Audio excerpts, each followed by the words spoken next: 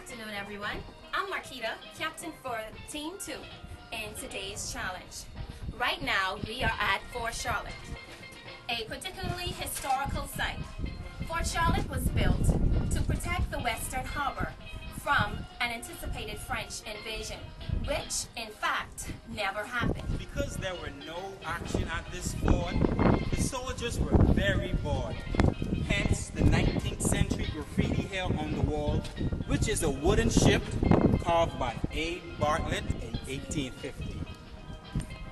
Fort Charlotte was named after the wife of King George III, Queen Saharia Charlotte. In preparation for its defense, the soldiers would heat cannonballs in the fiery furnace, which we see here, until the cannonballs were red hot.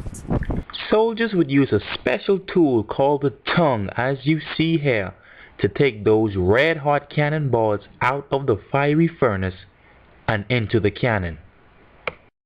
Afterwards, they would load them with gunpowder. Then they would place a bedding of wet sponge to act as a buffer.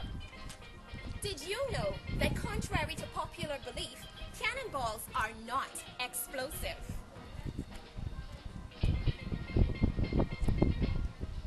They're actually loaded into the cannon. When the soldiers ram the cannonballs into the cannon, the wet sponge sticks to the cannonball. Once it is lit, the sponge creates a charge. The charge is known as great balls of fire. There are actually 42 cannons on this property. However, they are not the originals. The originals were shipped back to England, but the tracks are the original tracks.